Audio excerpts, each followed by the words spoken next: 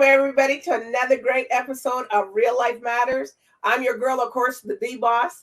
And please take out your device, go subscribe to the channel, DBoss Network, and press the bell icon. And, and like all the guests that come on here because, they need your support too. So it just takes a minute. And I know everybody's on device, some kind of tablet, laptop, phone, something. So it takes, even your kids can do it. If you can't press the button, let your kids press it for you.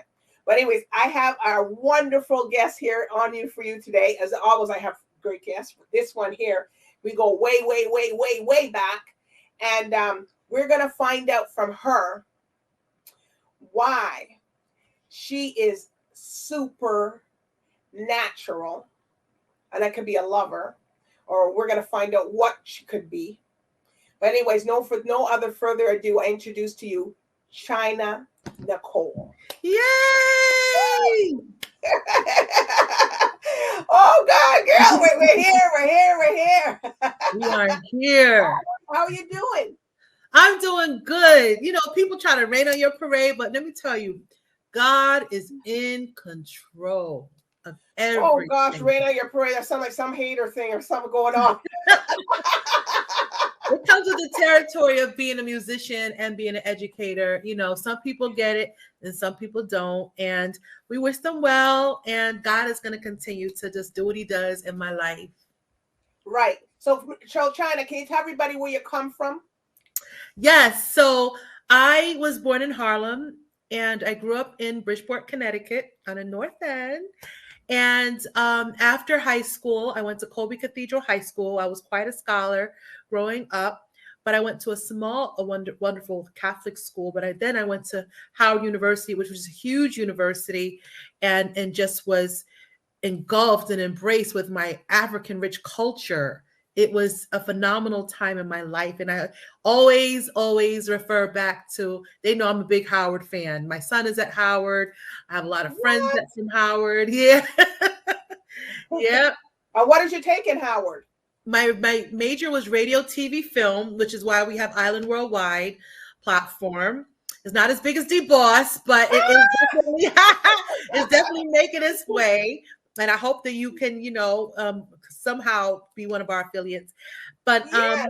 We like to feel it, everybody, one hand can't clap. So yes, my husband is in charge of really doing all of the audio pieces. And I've spent a lot of time during the pandemic to doing the research and getting some worldwide affiliates. So hopefully you'll join us because we do have two Canadian affiliates. And my minor was education because I love education. I love being in the classroom, helping teachers, improving schools. People do gravitate to my ideas because I am a musician and we think differently. We think creatively. And so you play any musical instruments or no? Well, I used to, and I put it down. I need to really pick it back up. I used to play the clarinet. And I want to learn how to play the piano. It's like a bucket list, to play the piano. But I've been writing songs and singing. I remember getting on the bus in Washington, D.C. and going to the Library of Congress to copyright my lyrics. Like I was always into writing songs. My close friends used to hear me sing them. I was kind of shy in college. And my mother and father are from Jamaica, and they made my dream come alive. My father produced me. Jammies took me to the Jammies and welcomed me into his studio. And my father cranked out some records. King Jammies from Jamaica. Oh, King Jammies, the king of Waterhouse in a sense, and so many things. Okay. Yes, and I got my first record done in '94. It sounds like a long time ago, but talking to you and thinking back, because I was right after college, I didn't feel like it was such a long time ago. But looking back, I'm like, wow, it was a long time ago. But I made the vinyl era. I felt so happy, like when it was fading out in that time. I know it's coming back in now, but I feel like yes, my first record was on vinyl. Wow. So you're an educator. Yes. So what grade of students do you teach? So I have held several positions, right? I was an assistant teacher. I taught. I was an assistant principal, I was a dean, and now I'm What? a coach. Now I'm a coach. I know, right? I've done a lot in education, and So a coach meaning like what? You coach the students, or I you're coach a teachers how to teach, how what? to yes, but you know, I don't know where hopefully this situation will be something long term. Okay. I'm loving what I'm doing, but God always have plans, and hopefully this is a part of the long term plan. So we'll And the see what long the your next step is. journey. Because music is a part of me, and everything I do includes music, you know. And hopefully this position will give me an opportunity to bring some of those pieces in, because it's a part of the whole child development, you know. And so hopefully we'll see where that goes. But yeah, So you I'm didn't an teach educator. music in the school, or you don't know, now you're doing the coaching thing, but have you? I have embedded music. So we've connected with the Arts Foundation, and I mean in New York. We've connected with songwriting in the classroom. We've done that, songwriting in the classroom. We've connected with several organizations, performing arts organizations, and brought them into schools to help students be more interested in learning. So we've done that work in other roles that I've played. So I'm hoping that this position will allow me to do some of that. We'll see. So when did you know that you could sing and be in the music industry? So it was really my father. My mom knew too, obviously, my sisters, but my father really stamped it because for me, singing demos in the studio, it never came to life. But when I was there with real musicians like Firehouse Crew, you know, these are people who don't know. If you don't know Firehouse Crew, everyone, they are legends. They've worked with all the greats in reggae music. And I had an opportunity to work with them and help them coach me to sing on reggae music, because I was singing R&B. So, and you hear that flavor in my music. And they were the ones to really help me and nurture that. So I guess it was their approval, my father's approval, being in Jamaica that whole time period, being Oh, at so you were in January. Jamaica when you went to discover that. Yes. What? I knew it from before, but I think know. just being around professionals who do this for a living, making money off of it. Even though I was doing it like full time, I wasn't making a lot of money off of it. So, but to be around professionals who really are in studios 24/7, working out songs, composing and arranging and writing, just being around that. I said, wow, this is I'm in. Well, that's all good. So who have you worked with in your industry? You definitely big up Earle Holder. Earle Holder was the one who took my music to another level in terms of mastering my music. And he introduced me to the Recording Academy, which was the Grammys. And he's helped a lot of people. He doesn't get his props, but I always make sure I try to make sure he educated. I mean, he was so willing. He recommended me to the Grammys. Then the Grammys accepted me in terms of being a voting member, being a part of that. And for me, that's like the epitome, because I mean, everyone wants a Grammy. Well, mostly everyone wants a Grammy, right? That's like kind of like your stamp of approval in the record industry, because they have their high bar for excellence, right? So Earle Holder was the one who helped me kind of discover, okay, this is the professional way. Yes, all the work I'd done previously in Jamaica, but then, taking it to another level now. I can be a part. I can actually submit my music. I can vote on people who has great teams and big labels behind them. I can be a part of that process. And that's really fun. And then just recently, the Grammys paired me up with a mentee. And this is a girl a student that's a music student, and she's on her way. Her name is Chloe, and I mentored her in a part of the Grammy process. I mean, she's not a recording member, however, a voting member, but she's a part of the Grammy organization in terms of the Grammy University. They started this thing called the Grammy University. Right. And they pair people a part of the academy with students. And, that's right up my alley, because I'm also an educator. So it was nice to see this young talent who is a multi-instrumentalist just. Well, what does she do? Does she play what kind of instruments? A lot. She plays piano. She plays bass. She also records herself. I mean, and she's in a different genre. She's in the pop, she's not Black, she's white, No. you know, and she valued what I was giving to her, and I saw the progression of her music where it was when So she. how long did you have to work with her for? For like a semester. We had a couple of sessions, but in those sessions, it was very focused, you know? So for her, like, what if she blows up? You know, I was a part of that. It's because of you. It's because of CHYNA a little bit, Nicole. just a little bit. She has her instructors and everybody. So that's always fun. So big up to Earle Holder who helped me and definitely nurtured my talents and gifts. And also I got it, of course, Mr. Gary Sutherland, my partner. He is phenomenal. He's worked with, you name it. You probably interviewed everybody from Freddie McGregor to the Marleys. I mean, he toured with Rita Marley and lived in Ghana when they were fixing their studio or building their studio. I don't think it ever came to fruition, but he was a part of that. So to have Gary now work with me and really telling me, wow, you know, I mean, he comes from a musical family. So it's nice. It's nice to be in the comfort of people who really have that gift of ear and can help you get better. So I'm blessed. I'm happy. And CHYNA Nicole, can you tell me how you came up with your name? So my name was given to me from students. Oh my, see, I have students on my mind. And mentors and mentees.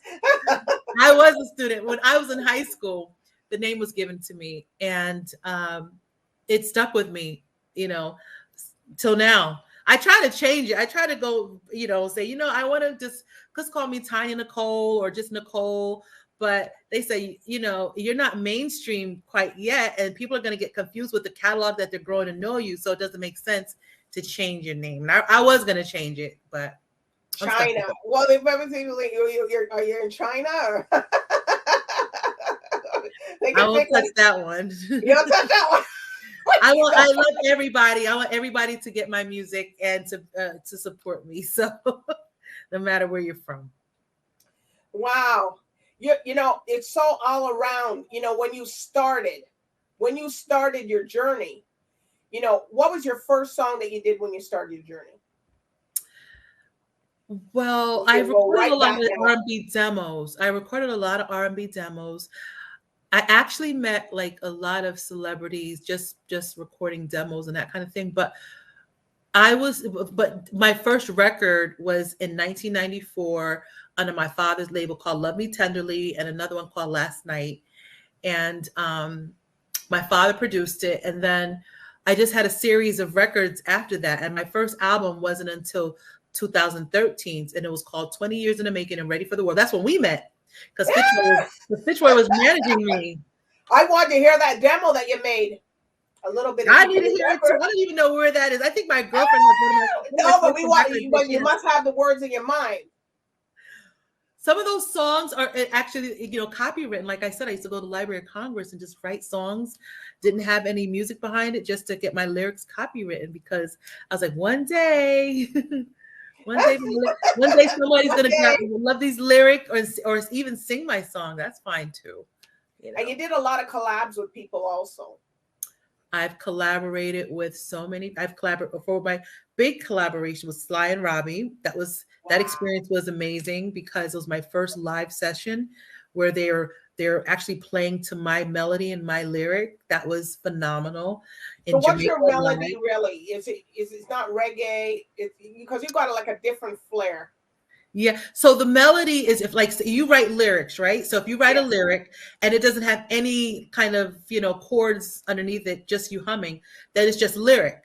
But if you come with, you know, lyric, supernatural, you know, that melody with it, then that's the melody. So imagine you singing something without any music, a cappella, and then having these Grammy iconic musicians. I know they don't probably like to hear that, but they're the truth, right? They've worked with Peter Tosh. I mean, they've worked with everyone. They are the go-to. They're the gurus of reggae music, Sly and Robbie. So having them and then them orchestrate a team of people to make your song come to light, that was the highlight in terms of studio recording. But I've worked with Chuck Turner, Junior Cat, Andrew B's, your friend from. Yeah, I know Andrew well, but he's extraordinary to work with. You know. Yes, Is he? He's a wonderful person. When we did our song, actually, we weren't in the same setting, but yes, he's amazing. Yami Bolo. I'm up to so many people, I can't even, but yeah. And I've Tabby from the Mighty Diamonds. He introed my second album. So that was pretty cool. Jabbar Eyes, a new artist, my last album. He's a new artist. He's Firehouse Crew, George Miller's son. He's up and coming. We have I've written for Nadine Sutherland. I've written I'm trying to think of people who I've worked with, people not necessarily on the same record, but just work with people in terms of, okay, I want you on my production, like Lady Ann and some other new artists. So I'm sure I'm forgetting so many others, but yeah.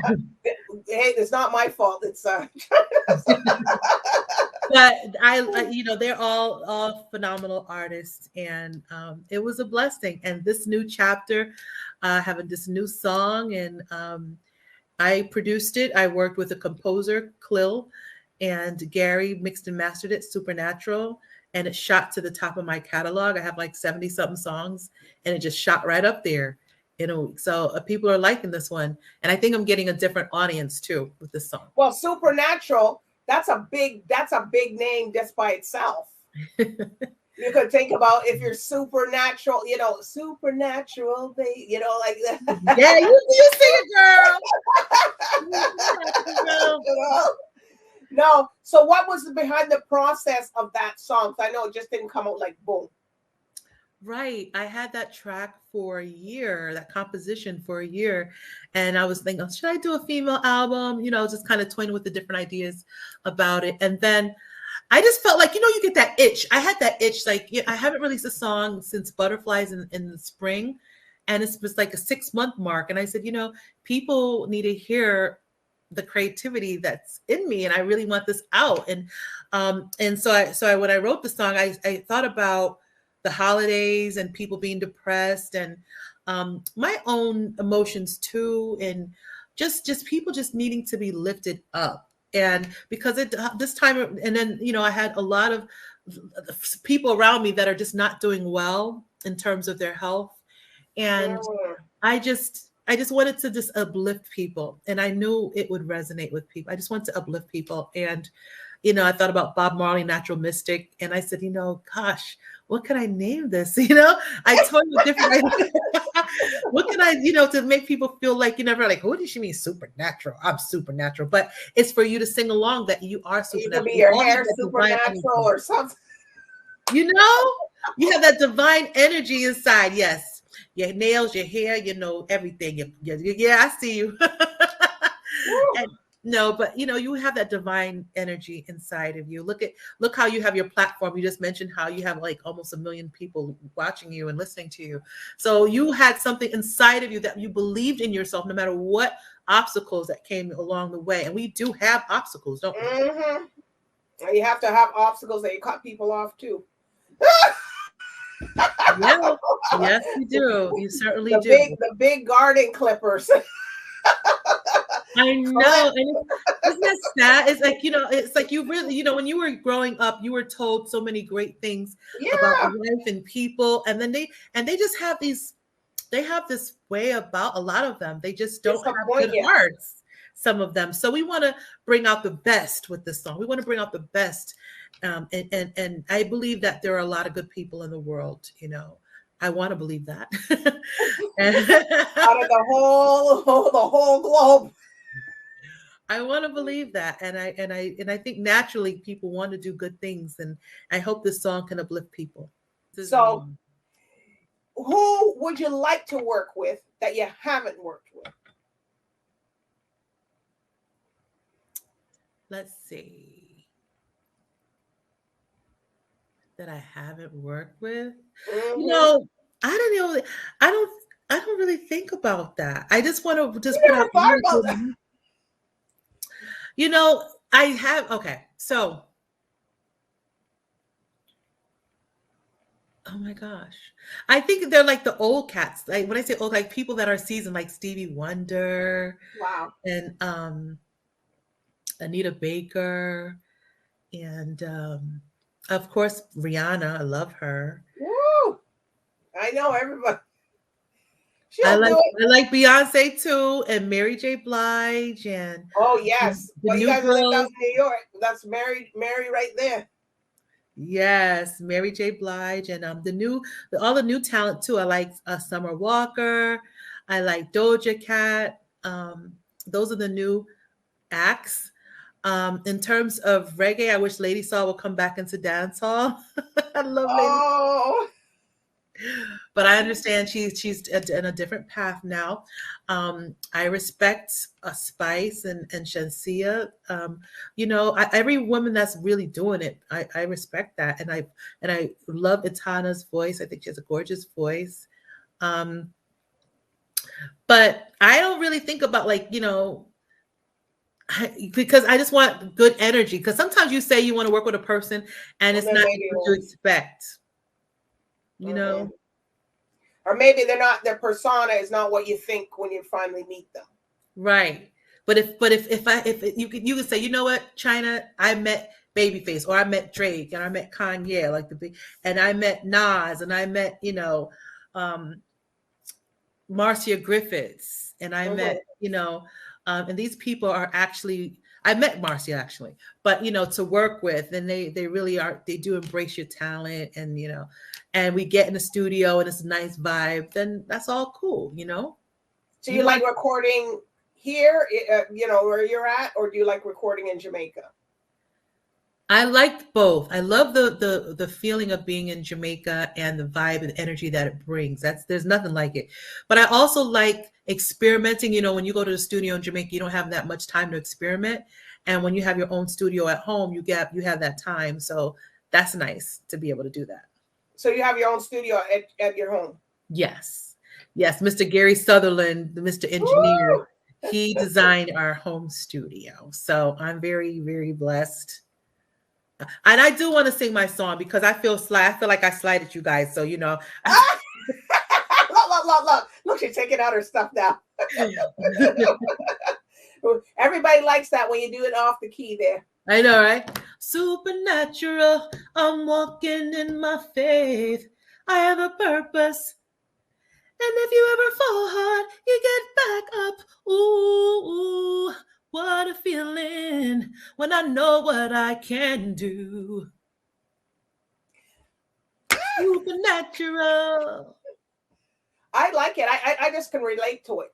It's a falsetto song, so it's really high. So you have to make sure, and then sing. You gotta warm it up. Yeah. Yeah. All right. So what would you tell, artists as women coming up in this industry? What kind of advice can you give them? Advice. I would say you're an educator. Try to get into writing your songs, study the craft, because I study the craft. What do you mean the craft? Meaning what? Meaning understanding the nature of the business. Oftentimes you think you can just go and sing people's song and you not really know, you can't just do that. Or understanding how to construct the song or what melodies work. I knew this particular song is not my normal register to sing. It's very high, but it worked because of how it was arranged, So there's parts when you can hear the authentic CHYNA NICOLE, when there's parts it's really high, but it still works. A lot of people do that, and they're recording from Prince to Alicia Keys to, they bring in a different register, but they still, the message of it, comes across. But then I go back into my regular register when I sing the verse. Sometimes I wonder, how did I make it through? That's like regular, but I have the high notes under it. Sometimes I wonder, how did I make it through? On top of that. So you just have to understand your voice. You got to see you with a guitar in your hand or something. I know. It's like, animated with the fingers and stuff. Sitting at the ranch or sitting by the beach, and everybody just I can just see it, a little campfire, you know, the beach. Oh, I love that setting. Maybe you should direct our next video. I love that just sit there playing in the ocean, just shh. Isn't that pretty? Oh wow, I like it. I like it. It's nice because it's relaxing. Then you're into that, your divine self, right? Mm-hmm. We're getting a lot of good feedback on that song. And one disc jock said, "China, you always surprise us, you know, because it doesn't sound like anything else I've done, you know." So I think that's why people are like, "Yeah, man, this work, I like it," you know. You hear Jamaican patois now. Yeah, man, like it, China. Yeah, I get that, like it, love it, yeah, man. You know, on my phone, I'm getting those messages. So that's so nice. So do you consider have you done any Afro beats or anything like that? Or, you know, big up to Shola Henry. We do have someone in, I want to say Nigeria. I think it's Nigeria. Yeah. And his song is actually on the top of my catalog also. There Is Love. So yes, it's not straight Afro beat because he's very, very musical. He has a lot of other instruments in there. But yes, we have experience. And then Noel Alfonso also gave us kind of like an Afrobeat-ish kind of track, but not straight Afrobeat. So we experiment, we play around with the musicians that know what they're doing. So yes. So have you sang any soca? I have one song on my previous album, my second album, that has a calypso kind of vibe because the artist is from Montserrat. Okay. So, and he's an artist and a producer, and it's called "Wine on Me." You must listen to that song. Wine on Me. I think you want to wine on me. Move your body so sensually, round and round, round and round. Girl, you want to get people to start standing up and whining now, because that's because a lot calypso is different, I guess, from reggae, and it's a different thing. So a lot of times, sometimes the artists that are coming from Jamaica, they don't own, but not a lot of them now. They seem like they're going with the calypsonians and the soca guys, and they're mixing things together, and it's working. Yeah, listen to that song "Wine on Me." I am. My second album that has a calypso. I feel the next album maybe I'll add a calypso. See, you inspired. Maybe the next album, if it comes to fruition. Gary's pushing me to do another album. We'll see, but I definitely will have a calypso joint on there. It is from this conversation. And then this is gonna be on, so we're gonna hear it tick, tick, tick, and go through, and have your flag going. Right. We need that. So can you tell us 3 things? Okay, what's the most craziest thing that's happened to you while you were either doing a set, performing, something? I remember, I don't know if it's the most craziest, but I remember being in Amazuro, and I mean, I was like, I had my outfit ready, and it was, I forget, it was a ladies' show. It was an all-female show. Oh. And I get out there and I'm ready to sing, my classic, "Ooh, take me to the moon." And there was no music. And it was like people were just staring at me. And I was like, are you kidding me? And we had all these other artists, but I was like, why me? Why my set? And we're like, why your set had to be like that? People they sabotage you, like what's going on? I'm like, I don't know. So I'm just there, and I said, I'm just gonna make the most out of it, God. I prayed and I just sang a cappella, and a crowd. They didn't have the music. They had the music, but for some reason it wasn't playing. Don't ask me, but it didn't play. I know. I would have got off the stage, and after I finished, she must have went over there and said, "Hey, let me tell you something." Have you been to Amazuro, New York? No. I've been in New York, but I haven't been. Maybe I have. Maybe not that part. Yeah, it's a bar. It's a good size. No, it's a club. It's a good size and big stage and everything, and no music. So did the other people's music come out? I think maybe one other person had that issue, and everybody else's music came up. Wow, it's the nature of the business, As long as you got your coin at the end of the day, I don't care. But you want to have when you. But you want to. you're gearing up yourself for that, and all of a sudden, no music. Yeah, yeah. I'm trying to think of any other. I'm sure there's so many. He must have had a wardrobe malfunction or something. This one lady malfunction. Or this one lady said that she was out in an entertainer, and she was out in China, Japan, or something. And she said she had these shoes, and she was doing some dance and stuff like that. And she was just doing it, and somehow when she kicked out, the shoe flew off. Really? I'm sure that was. I try to be comfortable. I try to be comfortable on the stage. I'm not, knock on wood. I try to be comfortable on the stage. If I wear heels, they're going to be comfortable heels, not too high. I remember a long time ago. Oh, you mentioned bringing me back. I used to back up Mikey Spice. With another girl named Nina, and we toured England. It was my first tour as a backup artist, and I remember these dreads, like the Rastaman looking at us in front of the stage, like just like staring at us, like trying to see if we really, got it. And I remember Nina, she was very hip. She's very hippie, very shapely. And back then I was much thinner than I am now. Fluffy, very fluffy. Yeah. And because she had a different upbringing in terms of she was always on the road, and she was just moving and singing and moving and singing. And me, I don't do that. Like I have to kind of like make sure that my notes are correct. So I'm still moving a little bit, but I'm like projecting. So she did outshining me, and she outshining me, and I'm like, oh my goodness. And those men are staring in the front. They staring at me in the front, and all I could do was like, okay, just make sure my note is right. Just make sure just sing, and I did. And he had a good show. We had a good show, but I just remember that I said, Nina, why are you gonna dance all like that? We didn't practice that. Was that in New York, or was it somewhere else? That was in England. We toured England. Oh gosh. UK. The people really, they know how to party there, but they they got to make sure they're certified. Yes, they are serious about their regular music. They gave us a certified stamp, but let me tell you that those grills in the front row. Can y'all sit in the back? You know what I mean? And Nina outshined me, So does any of your other family perform or do anything, or is it just you?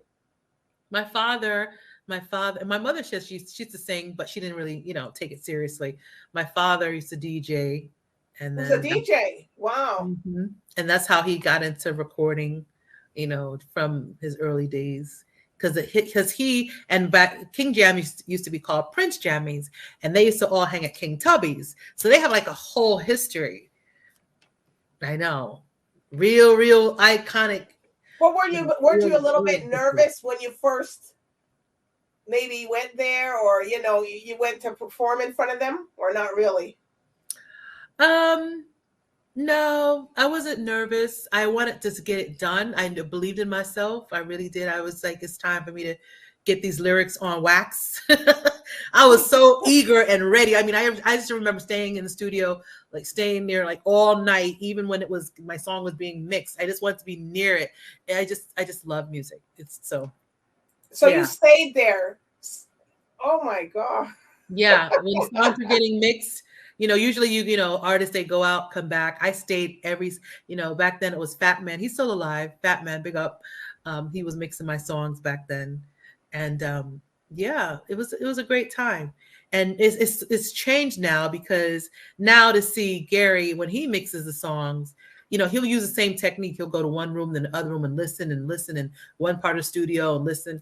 They did a lot of that technique back then. So some of those, I would say traditional. There's some people that still do that, and I think that the music comes out better.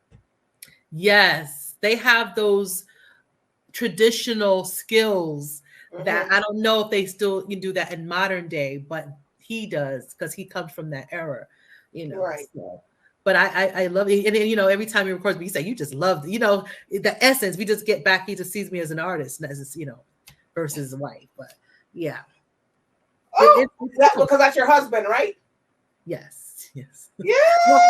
No, How we close can't break, to the field is heart. that? We cannot break anybody's hearts. And no man can come near you. By the way, that's my husband over there. But I want to talk to you, China. You're well, funny. not today. Not today. No, he gives me my space to be the artist that I am, and yes. he has to because he met me as an artist. So, you Oh, know, he met you like that, so you can't Yep. say nothing. He met me as an artist, so he allows me my creativity, and we have a really good working relationship. And I leave him alone when it's time for him to do his mixing. You know, he has this. Well, that's what make it mesh, because you guys, you know, you allow each other to have your individuality, even though you're together. Right. You said it perfectly. You have children? I have a son at Howard. That's what you say. Yeah. Yep. He's studying music too, or something different? Architecture. Wow. Big up, Nico. Big up, Nico. Yeah, that's a hard field. That's a hard field, but it is very difficult. Ooh, you better know your numbers and your dimensions. I'm telling you, very proud of his work. And yeah, he supports my music. You know, they know mommy loves to sing, and this is healthy for me. Like, you have to do what's healthy for you, you know? Yes. Working regularly, it's just not, I have to have music in my life. That's just what it is. That's who I am. Take it or leave it. So did some of the students know that you were a musician when you taught, or like what was the or you pretend that you were? Right. So schools that allowed me to bring music in and work with kids, they knew I sung. They don't, you know, necessarily, I don't talk all about my musical career, right. But they knew that she's a singer, she's a songwriter, she's an educator, you know, and it was very welcoming. But there are other environments that are not so welcoming. So I didn't talk about it too much with kids. I just, you know, do what I got to do in terms of and go home, and blare it out at my home studio. Well, you know, but it must be hard, you know, like you got to put on that face, and then your entertaining face, and you're like, so did any of your students that didn't know that you did that maybe saw you somewhere and say, hey, that's Mrs.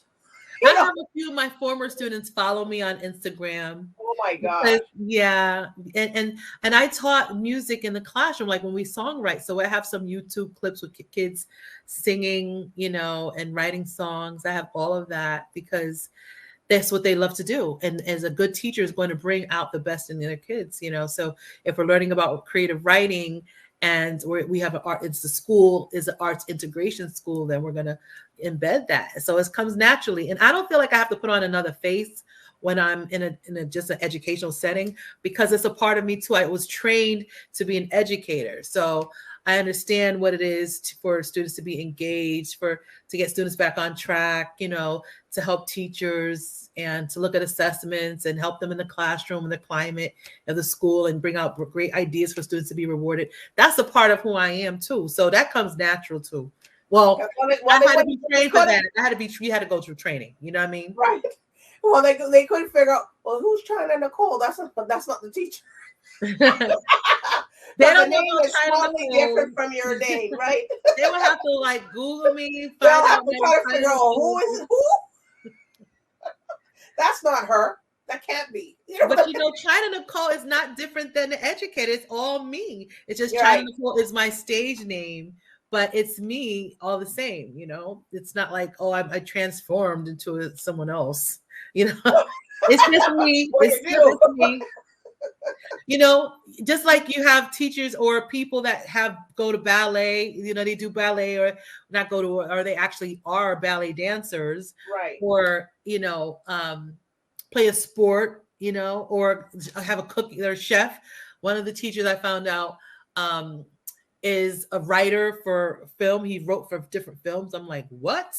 So people have different talents, you know, but when you're in a school setting, you want to just follow school rules, set those expectations, but it's different. What do you say? You get your paycheck. You get paid. You get paid for your work. You get paid for your work. You know, we're actually underpaid. We're underpaid, but that's right. But no, but we respect, educators and stuff. And, I guess during the pandemic, I guess you must have did a lot of stuff online and everything, right? Pandemic, yep. I had experience teaching online during the pandemic. Mm-hmm. Did you like it? Yeah, I mean, I wanted to be a part of it. I didn't like the pandemic. Obviously, we're still in a pandemic. No, I don't like masks, but online you didn't have to worry about that. Obviously, I like being in person. There's nothing like being in person. Yeah. Nothing. You really can't see who's really paying attention. Like, are they really listening to me? Or are they just looking at something else? Or are they eating something? Like and then a lot of them take themselves off the video, and it's like, okay. You sound like you know a lot about this. What do you know? You sound like you know too much about this. Oh God, girl, I want to have a drink too. This is cranberry juice. Well, you could drink. A lot of people do. It's cranberry juice. It's late night. They can have whatever you want. Yeah, at home. It could be vodka and the cranberry or whichever. All right. Do you do something else besides TV and radio? Huh? Do you do something else besides media? I help brand people, marketing them, take their stuff and do what I have to do off air. What are you good at outside of that? Well, I'm good at administration. I can do a lot of stuff. I put things together, concepts, creativity, just make, like I can take somebody's product and help to get it out there and get it sold.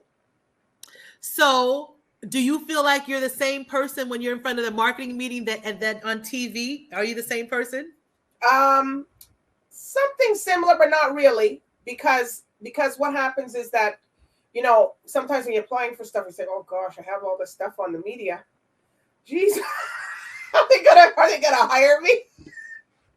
But, I just learned this is who I am. And I'm not really that much different from how I'm talking to you now than how I'm outside. So it just comes with the territory. And that's what I'm saying. Like you're a little bit more relaxed because it's not like you have these set of rules. I mean, you're going to be professional, but that's what music is for me. It's freeing. It's your creativity. It's how you feel about different things and different how you perceive different experiences. So you're more freer in that creative. So I'm sure when right now, DBoss, you're DBoss and you're being free and funny and fun and we're having a good time. I've been like that. I've been like that, even because I have a legal background, so I've been like that anyways. Like even though I'm serious and I'm professional with what I do, I was like, oh gosh, unless we're in front of the client or in front of the court or something, it's different. But when we're off, you can just let your hair down. And that's what's nice about it, right? I mean, people are going to criticize no matter what. No matter what. They're going to say this, that. They don't like this. They don't like that. But you know what? Yeah. Everybody has their own opinion. So what more can we expect from CHYNA Nicole? Any acting in the way or? It's funny you said that because Mr. Sutherland has a colleague that said, CHYNA, don't you know that you fit the mold to be, on TV, you're a singer, you do radio, you're an educator, you just have, and I said, well, that's nice, but I don't see any checks. No, I'm just kidding. No. That's the main thing. I know, but I'm open to all of that. But I know who I am. I know I'm a musician, and I know that it's for me. It's so great to have this outlet, social emotional, outlet, this emotional outlet, and I understand education, and I love it. So this is who I am. In the future, I see myself probably doing a lot of the masterclass work. I like that. Teaching teachers, continuing to teach teachers on how to teach and how to improve schools and how to write songs and just putting out some great records. I see myself continuing the work that I'm doing. I know I'm always learning, always developing. And I don't know about another album quite yet, but I am putting out music, and I gotta big up everybody who I work with. Big so up. let's do the shout outs. I kind of said a lot of people. You said a lot of them. Just big up my family. I bigged up everybody. I think everybody who I work with. You are. Well, I guess we can see because a lot of the musicians and the artists are all going to acting. So that's why I had asked you if you. Well, there hasn't been anything proposed to. But you never know. You never know. You never could know. But I am comfortable. Honestly, I'm comfortable with what God has given me, which is a talent of music and writing songs and of course what I went to school for in education. But I'm comfortable with that. I do want to big up Island Worldwide, though. I have to big up everybody affiliated with Island Worldwide because they keep the station going. They are all interesting. Big up everybody on Island Worldwide. You know who you are. And follow us on Island Worldwide if you don't. And we're talking about people in Canada, people in UK, people in Kenya, Africa, New York City, Atlanta, Florida. We're doing it, DBoss. So it's just a matter of you just joining us. So big up to all my friends. Love you all. All right. Well, and if people want to get in contact with you directly, have to go to the Island Worldwide or how do they? Island Worldwide Media at gmail.com. That's a good way, definitely. Because I'm always looking at the emails and doing administrative work behind the scenes. But follow me on Instagram, official CHYNA NICOLE, or Facebook, CHYNA NICOLE. And if you want to get in touch with us, contact DBoss. She okay. we'll get you out there. But after we do the video, we will big up the song Supernatural. You will see the video. Supernatural. You will see the video after we close off of here. So go and like it. Comment. Let her know. Subscribe to the channel. Press the bell icon and all that. Yes, they say LinkedIn bio below. Check LinkedIn bio. How much space you gotta press? You know what I mean? Just make sure you press like on it and you can subscribe. You sound like the official YouTube bloggers, Everybody, the Royals, everybody has me saying, I'm telling you, I said, wow, that's interesting. So, but anyways, I do want to thank you, CHYNA NICOLE, for coming on tonight and telling everybody what's going on. And, support the song, people. Get it. It's on Spotify. It's on Spotify, iTunes, Amazon, Google Play. Supernatural. I'm walking in my faith. I have a purpose. You gonna sing? All right. Get back up. Ooh, ooh, what a feeling when I know what I can do. All right, everybody. So thanks for tuning in to Real Life Matters, everybody. So bye for now. Bye.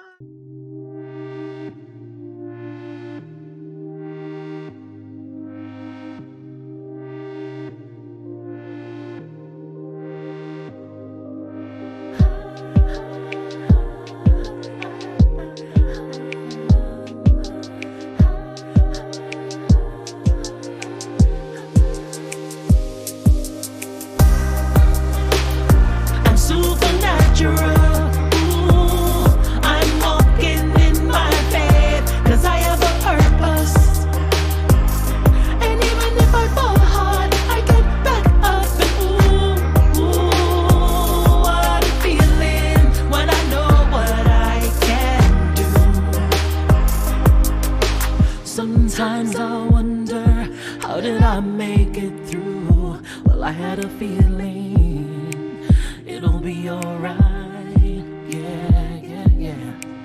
I looked to my God and He cleared the way through. He gave me the feeling it'll be alright. sunny days are ahead. Ahead.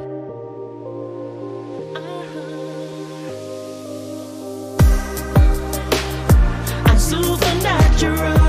Ooh, I'm walking in my faith, 'cause I have a purpose. And even if I fall hard, I get back up and ooh, what a feeling when I know what I can do. If you're ever feeling broken down, torn apart to pieces, it'll be alright. And I can tell you that it won't take too long. Be strong, 'cause it'll be alright. 'Cause better days are ahead, better days ahead, yeah, yeah, ahead.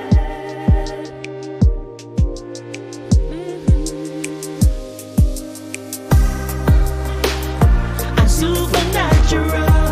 Ooh, I'm walking in my faith, 'cause I have a purpose. And even if I fall hard, I get back up and ooh, what a feeling when I know what I can do. I'm supernatural. Ooh, I'm walking in my faith. I have a purpose. And even when I fall hard, I get back up and ooh, what a feeling when I know what I can do. Supernatural, supernatural. What a feeling when I know what I